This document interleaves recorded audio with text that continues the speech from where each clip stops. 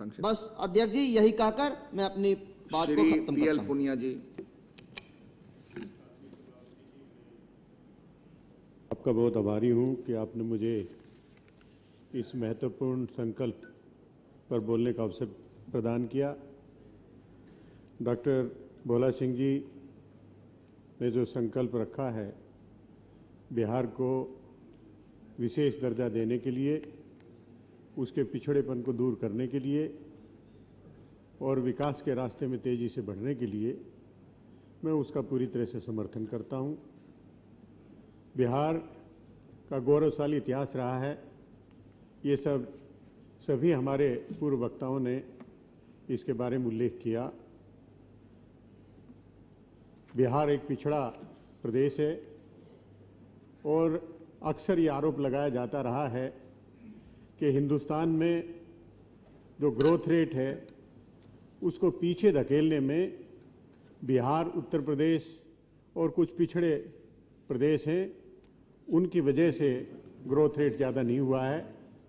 इसीलिए कुछ south north act की डिवाइड की बात करते हैं कि साउथ में बहुत तरक्की हो रही है, वहाँ पर शिक्षा के क्षेत्र में और अन्य विकास के क्षेत्र में बहुत अच्छी तरक्की है, लेकिन उसके मुकाबले जो उत्तर के राज्य हैं उनमें उतनी तरक्की ना होने की वजह से हिंदुस्तान विकास के रास्ते में दिखाई देता है कि बहुत धीमी गति से चल रहा है। और इसीलिए जो उत्तर राज्यों में इनको बीमारू स्टेट्स कहा गया, इसकी संज्ञा दी गई।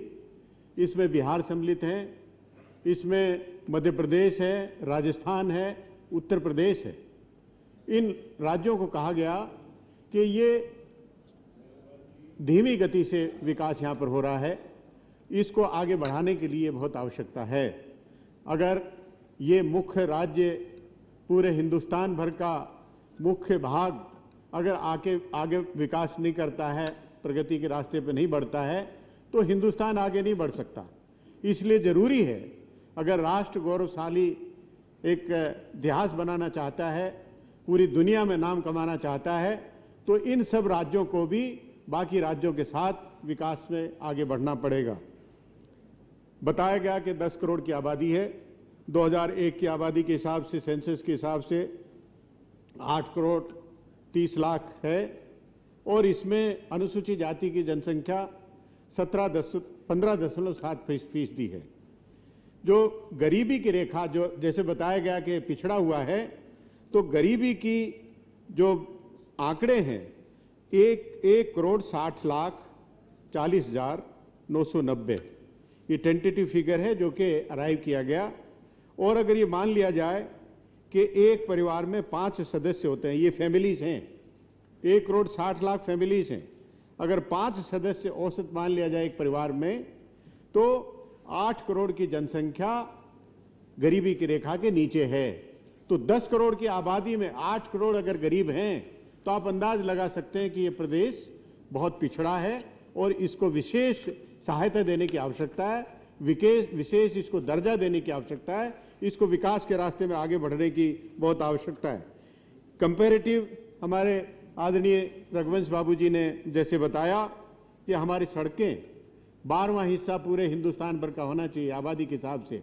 3% तो हमारा एरिया है बिहार का, पूरे हिंदुस्तान भर की अगर क्षेत्रफल देखा जाए 3% है, लेकिन जनसंख्या के हिसाब से 8% से ज्यादा है।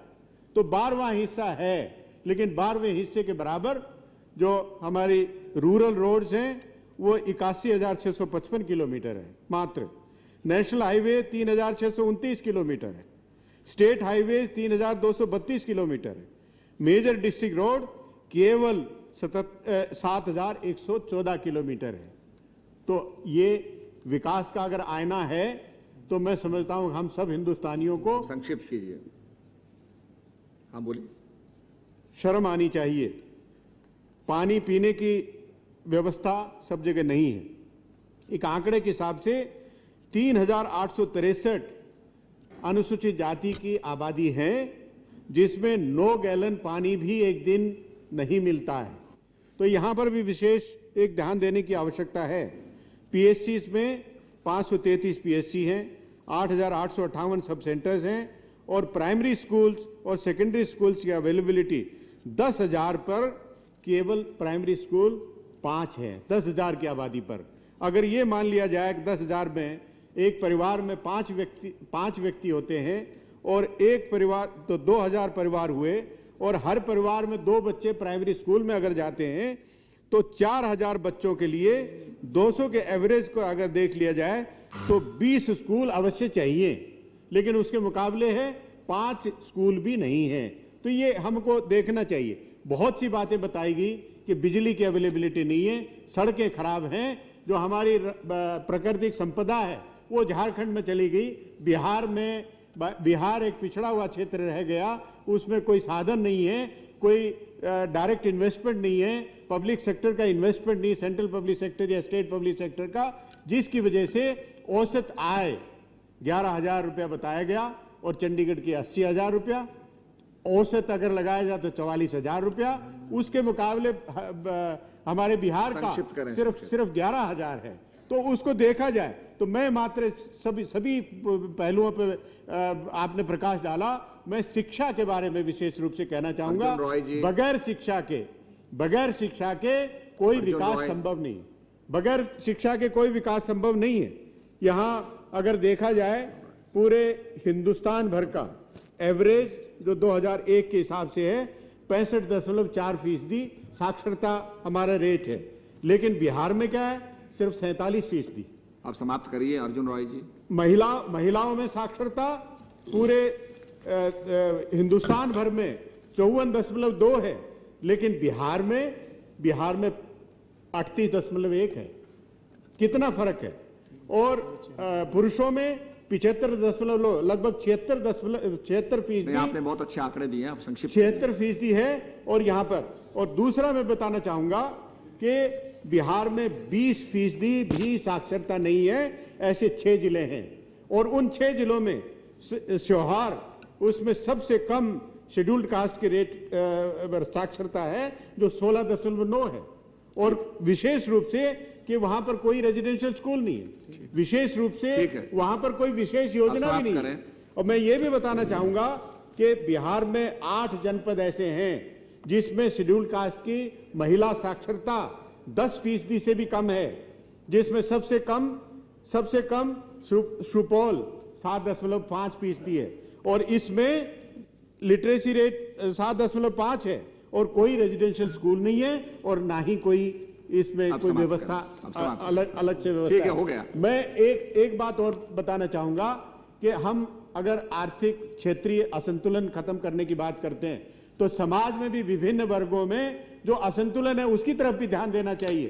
अनुसूचित जाति के अगर मैं आंकड़े बताऊं साक्षरता में तो अनुसूचित जाति की महिलाओं का औसत पूरे प्रदेश भर का बिहार का 15.5 है और ओवरऑल पूरे के पूरा तो 28.5 है। बस हो गया। पूरा अर्जुन रॉय जी खड़े हैं। पूरे हिंदुस्तान भर के आंकड़े देख लिए और अनुसूचित जाति के आंकड़े देख लीजिए और इनके अनुसूचित जाति वर्ग के आर्थिक विकास के लिए शेड्यूल का सब प्लान है, उसमें 15.7% खर्चा होना चाहिए, लेकिन खर्चा कितना होता सिर्फ 7%, 7% और वो भी कोई फोकस्ड ऐसा कोई कार्यक्रम नहीं है जिससे कि आर्थिक दृष्टि से उनको आगे बढ़ने का मौका मिले।